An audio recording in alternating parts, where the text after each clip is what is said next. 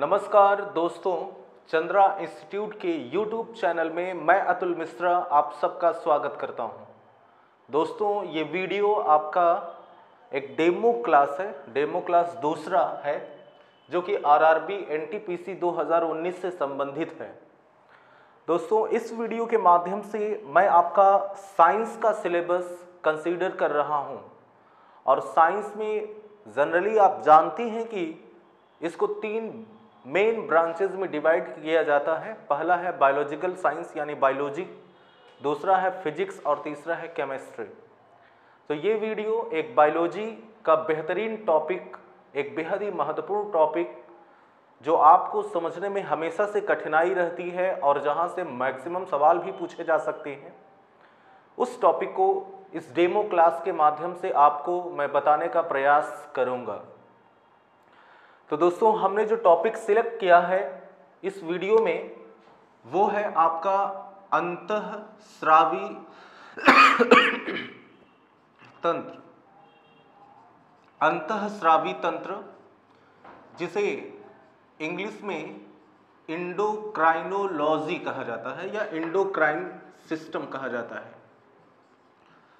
ये एक ऐसा टॉपिक है जिसे कुछ लोगों ने तो नाम पढ़ कर के ही समझ लिया होगा कि इस चैप्टर में क्या होने वाला है या किन चीज़ों का अध्ययन किया जाता है, लेकिन कुछ लोगों को शायद ये भी नहीं पता होगा कि यार ये कौन सा चैप्टर है, पहली बार मैं नाम सुन रहा हूँ, इस टाइप से। जैसे ही ये वीडियो आगे बढ़ेगा, जैसे ही आप इस वीडियो को देखेंगे, वैसे वैसे आपके कुछ डाउट्स या इस चैप्टर के माध्यम से आपको कुछ चीज़ें पता होने लगेंगी। तो शुरू करते हैं अंतःस्रावी तंत्र। तो प्रश्न ये है कि अंतःस्रावी तंत्र होता क्या है, इसका कार्य क्या है हमारे शरीर में। तो दोस्तों, आप जानते हैं कि जब कोई बच्चा पैदा होता है और पैदा होने के बाद जब उसके शरीर में वृद्धि तथा विकास होता है, तो वृद्धि और विकास होने के साथ साथ उसके बॉडी में उम्र के साथ साथ कुछ चेंजेस आते हैं, कुछ परिवर्तन आते हैं। और उसके बॉडी में ये जो परिवर्तन आता है वो एक रासायनिक पदार्थ के माध्यम से आता है, एक रासायनिक पदार्थ के कारण आता है, और उस रासायनिक पदार्थ का नाम है हार्मोन। तो हमारे बॉडी में जिन अंगों के द्वारा, या एक नया शब्द यूज करें, एक जो इस टॉपिक को सूट करने वाला जो शब्द है, जिन ग्रंथियों के द्वारा, ग्लैंडों के द्वारा हार्मोन का निर्माण होता है उसे कहा जाता है अंतःस्रावी तंत्र। यानी कि इस चैप्टर के माध्यम से हम उन ग्रंथियों के बारे में पढ़ेंगे जहां से हार्मोन का निर्माण होता है तथा हार्मोन के कार्य और विभिन्न प्रकारों के बारे में इस चैप्टर के माध्यम से आपको बताया जाएगा। लेकिन दोस्तों, यहाँ से जो सवाल पूछे जाते हैं वो कुछ स्पेसिफिक टाइप के होते हैं, कुछ विशेष प्रकार के होते हैं।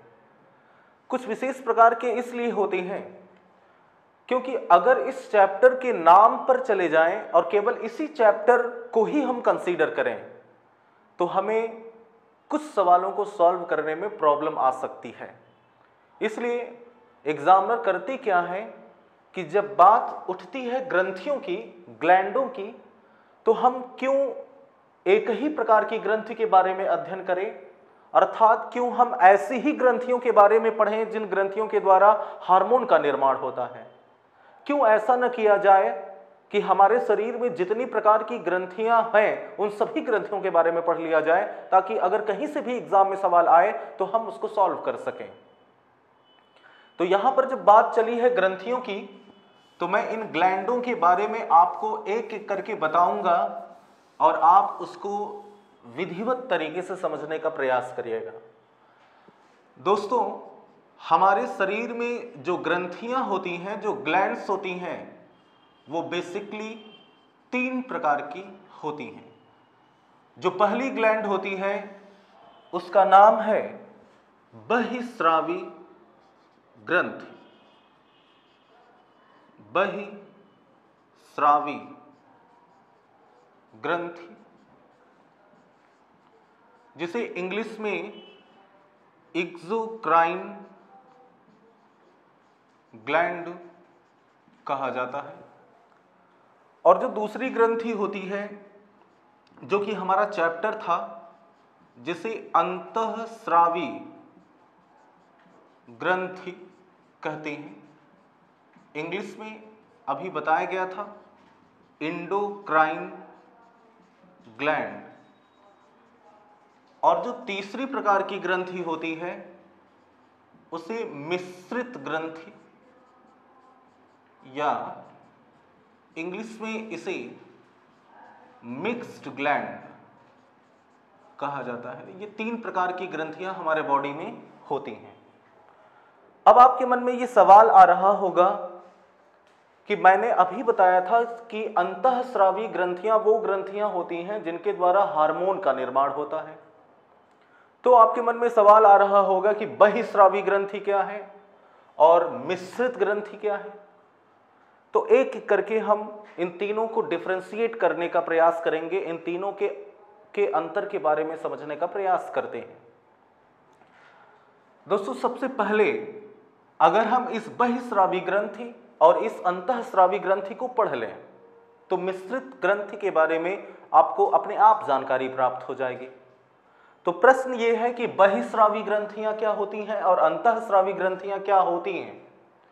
तो पहला अंतर है कि बहिस्रावी ग्रंथियां वो ग्रंथियां होती हैं जिसमें वाहिनी, जिसे इंग्लिश में डक्ट कहा जाता है, वाहिनी उपस्थित होती है।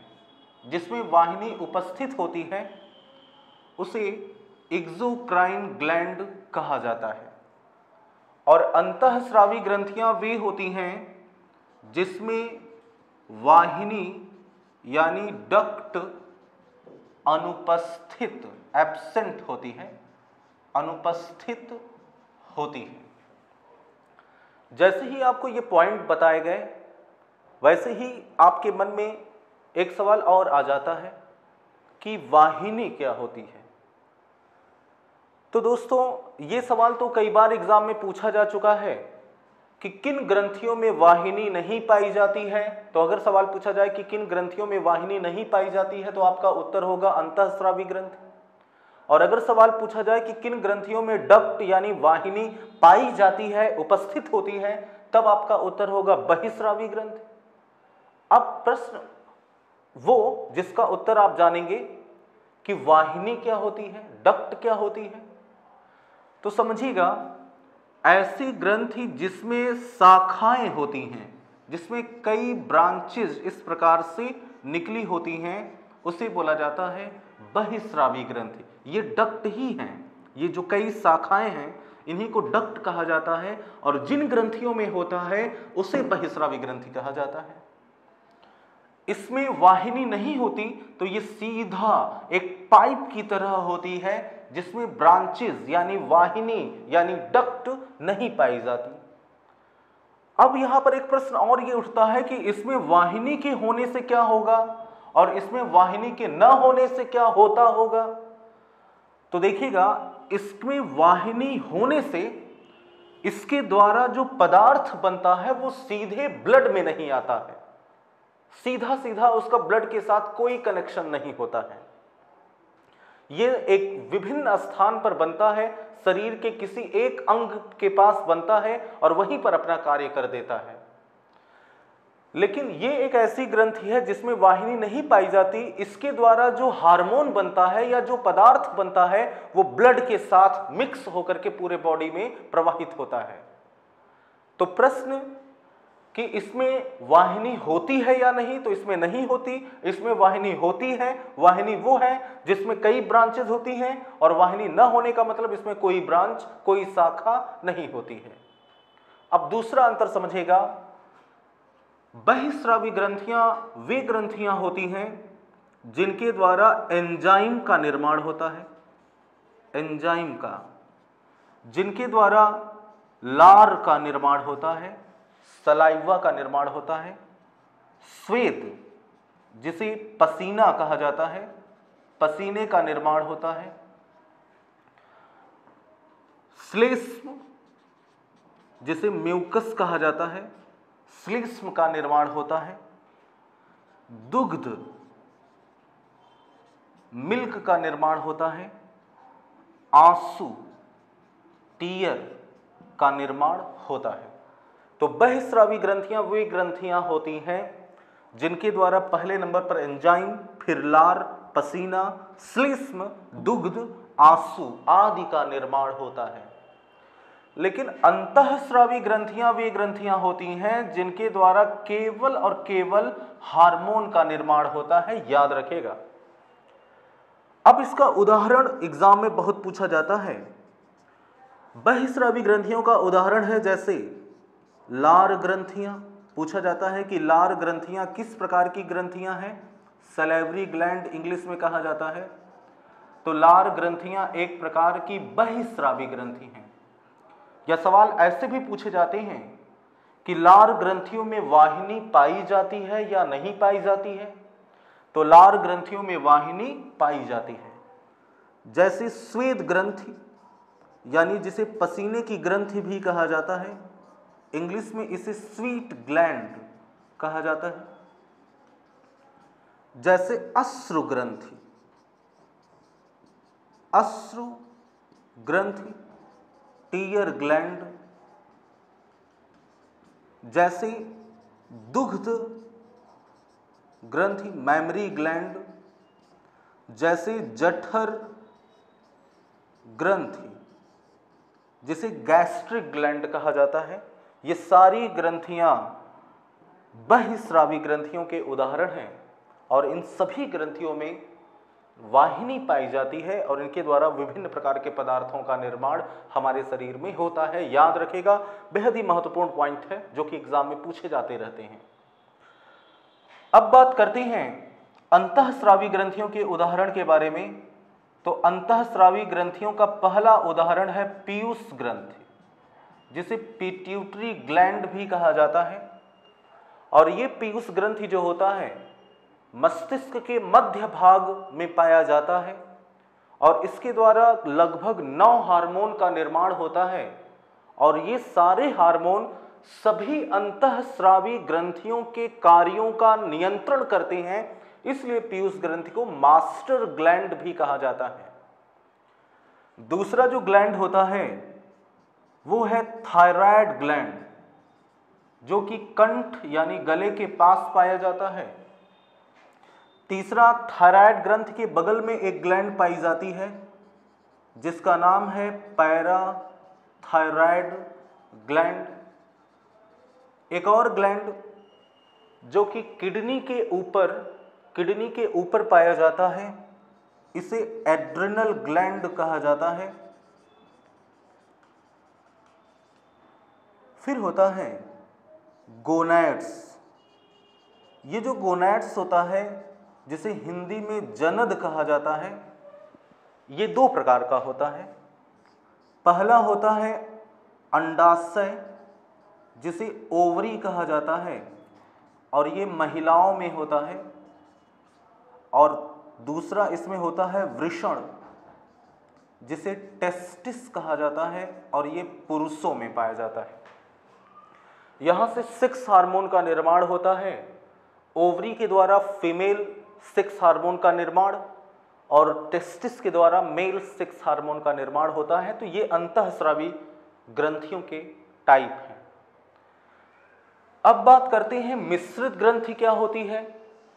तो अगर आपने बहिस्रावी ग्रंथि और अंतःस्रावी ग्रंथि के बीच में अंतर को समझ लिया, फिर से बता देता हूं कि बहिस्रावी ग्रंथियां वे ग्रंथियां होती हैं जिसमें डक्ट पाई जाती है, अंतःस्रावी ग्रंथियों में डक्ट नहीं पाया जाता। बहिस्रावी ग्रंथियों के द्वारा एंजाइम आदि पदार्थों का निर्माण होता है और अंतःस्रावी ग्रंथियों के द्वारा केवल हार्मोन का निर्माण होता है। तो मिश्रित का मतलब होता है इन दोनों का मिक्सचर, इन दोनों का मिलने से जो बनेगा। तो मिश्रित ग्रंथियां वे ग्रंथियां होती हैं जो दोनों भागों से मिलकर के बनी होती हैं, अर्थात जिसमें एक्सोक्राइन पार्ट भी होता है और इंडोक्राइन पार्ट भी होता है। अर्थात इसके आधे भाग में वाहिनी पाई जाती है और आधे भाग में वाहिनी नहीं पाई जाती है।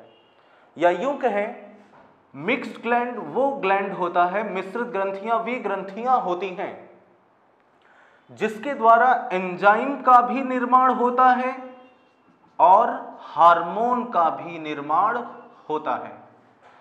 तो मिश्रित ग्रंथियां वे ग्रंथियां होती हैं जिसके द्वारा एंजाइम और हार्मोन दोनों का निर्माण होता है।